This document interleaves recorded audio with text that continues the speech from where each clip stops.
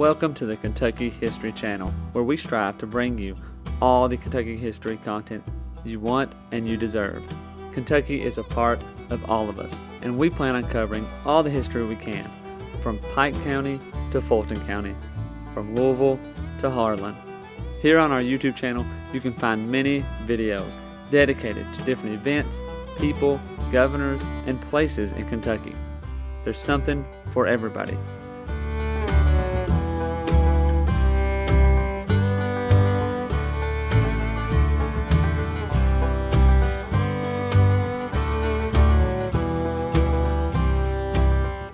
While you're here, if you like the channel, hit the subscribe button and the notification button so you get notified anytime new Kentucky history is available.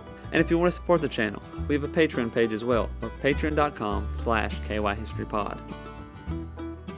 Welcome back to the Kentucky History Podcast. I'm your host, Jameson Cable, and I'm joined again with David Kirkpatrick. How you doing? I'm great. You? Doing pretty good. It's a good Kentucky day. This is actually April 18th, 2022. No, Yes. 2023. Oopsie. Going back in the past there. But we got a new subject, topic, time period, if you want to call it that about Kentucky history that we're going to be focused on here for the next little bit. The New Republic. That's right. So not talking about Star Wars, the New Republic, but we're focused on Kentucky's New Republic. Kind of focusing on after statehood in the next few decades. I guess that would be a good way to say it. At this moment, we're kind of focused on 1792 to 1812, so about 20 years. But technically, the New Republic we could talk even more, but kind of stopping at that 1812 point. At this point, plenty of Kentucky history to talk about. So, anyway, in your mind, Dave, what's kind of one of the biggest things you're interested in getting into, discussing, and so forth? It's interesting because this time period often I think gets overlooked a lot. We talk about the Revolution and all the forts and things, and rightfully so. I mean, that's good stuff.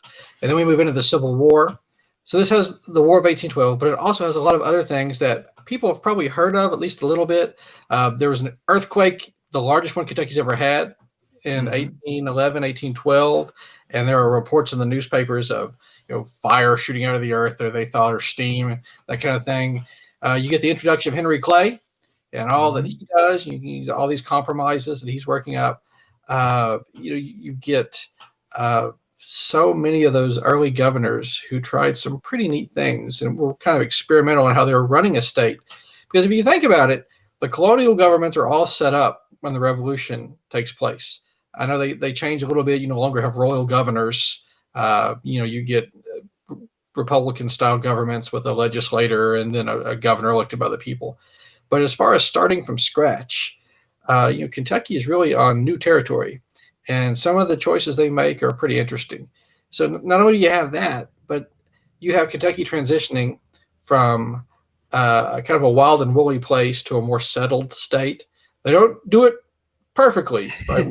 The river pirates and the Harp murders in Western Kentucky, things like that. But it's just a neat period.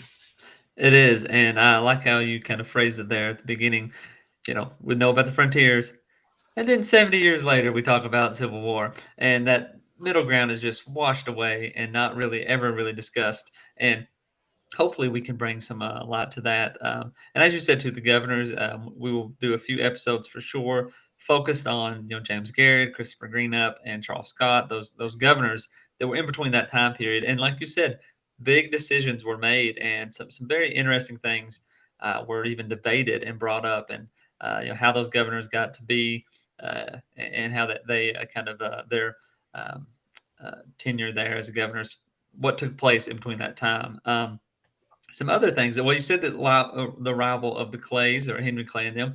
You also got the arrival of the Lincolns and so forth. So some of those, I guess, if you want to say, groundbreaking kind of families, really setting up the dynasties. Is that a good? I mean, the dynasties of Kentucky in some ways. And don't get me wrong, some of these people have already set up, but more to come. That they're really establishing themselves. And another thing that I think completely gets overlooked is the whole You got the Spanish conspiracy, you got the Burr trial, you got all those things that big time national implications and so forth. Um, but really, just that time period of um, Kentucky getting onto the scene, because you think about 1792, the Kentucky's made becomes an official state, and then all these kind of foundation is kind of set up, and over the next 60 years, Kentucky is a big player in the nation. Right. And then after the Civil War, stuff kind of dies down. More states are formed and so forth. But this is a big time for Kentucky, which leads right into that antebellum time and so forth. But yeah, any I guess. Well, let me talk. There's a few books, of course, that we're going to kind of focus on. That's going to really dive us into this more deeply. And two, I want to say this as well. If you're listening and there's a specific thing from this time period that you want us to kind of dive into, we can see what we can find out as well. We've said it before and we'll say it again. There's so many things to talk about as far as Kentucky history. I mean, this it's endless. I mean, there's so much stuff you could talk about. Um, but yeah, I forgot what my question was. Oh, hmm, Talk about the any, books. oh, books. Yeah, yeah. And some of these books are super old. And there's the Danville Political Club, which has a book, more just notes, not really necessarily a official book.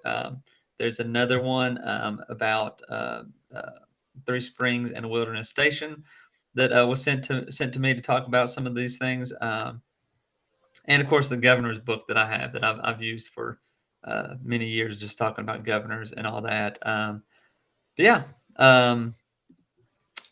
Anything else? I guess. I know this is a quick introduction, but it's what it is. Yeah, the only book I would tag on to that, there was one that came out several years ago called Kentucky Rising, and Hmm. it was by James Ramage and Hmm. Andrea Watkins, Yeah. and I think they're both professors at the same school, but they do it topically, and they talk about Kentucky's rise during this period. Because as much as it pains me to say it, because Kentucky's always important, Yeah. Kentucky was probably never more important at a national level than it is Hmm. during this period. Yeah. Kentucky held some major sway. Their book talks about that rise. So yeah, I think that's great. Hmm. Yeah. And one other thing too to get everybody ready to roll is the old court, new court controversy. Big time stuff. Right. But yeah, and a few other people arrivals. John James Audubon was another one that's kind of really active in this time period, and some people don't realize his involvement in Kentucky. I mean, there's a state park named after him. Um, Ephraim McDowell, another one. Um, again, if you're in and around central Kentucky or you say Stanford, Lincoln County, uh, Danville, Boyle County, Harrodsburg, Mercer County, in those areas, you probably know about some of this stuff and all that. Every county claims something about Lincoln. So, and Washington County is a big one, right? That's right. 1792.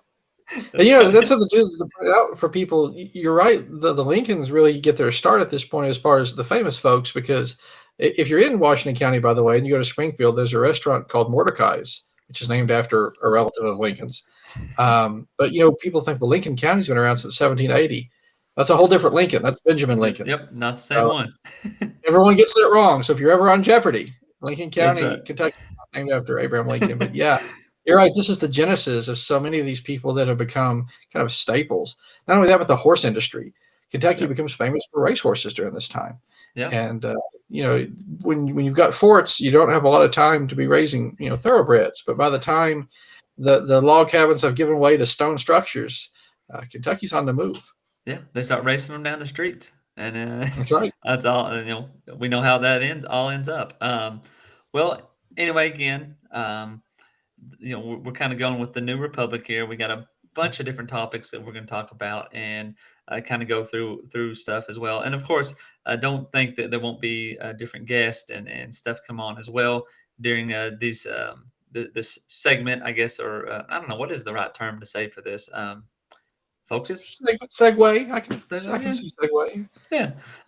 There'll be people, other stuff come in as well, and some Civil War stuff and all the stuff usual. But I guess our main focus and drive will be this kind of New Republic topic from 1792 to 1812, and then more after that as well. So, anything Absolutely. else? I think that sums it up. I'm looking forward to that. That's probably my favorite period of Kentucky history. So we'll see where it goes. Just a little biased, though, right? Just a little bit. War of 18. Yeah, yeah. All right. Well, thank you all for listening. And I hope, again, if you got any suggestions, send them in. And I hope you all enjoy this kind of new focus and a new segment and all that good stuff. So thanks again for listening, and we'll see you next time. Take care. Welcome to the Kentucky History Channel, where we strive to bring you all the Kentucky history content you want and you deserve. Kentucky is a part of all of us, and we plan on covering all the history we can, from Pike County to Fulton County, from Louisville to Harlan. Here on our YouTube channel, you can find many videos dedicated to different events, people, governors, and places in Kentucky. There's something for everybody.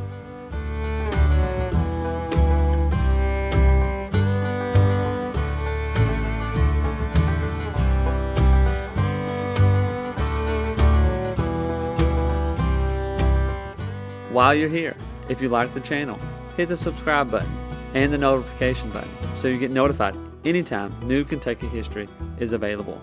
And if you want to support the channel, we have a Patreon page as well, or patreon.com/kyhistorypod. You've probably heard about Daniel Boone, but what about the rest of the frontiersmen who came to Kentucky and settled? That's what we want to bring to the Kentucky History Channel. The stories of the untold, the stories of those forgotten. One thing to expect on our channel is great Kentucky content.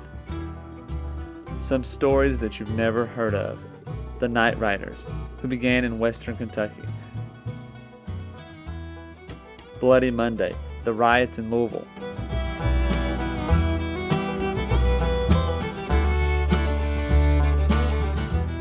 The assassination of Governor Goebel, the only governor ever assassinated in the United States. Stories from all over Kentucky, stories that are unforgettable once you've heard them.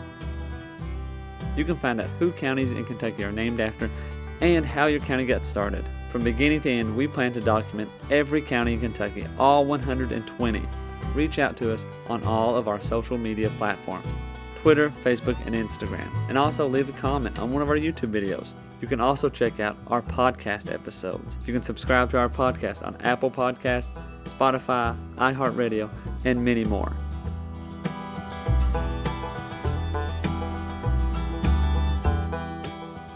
We're always seeking to find more Kentucky history so we can bring it to you. The viewers, the listeners, we want all the stories and all the events from Kentucky's great history to be told and shared everywhere.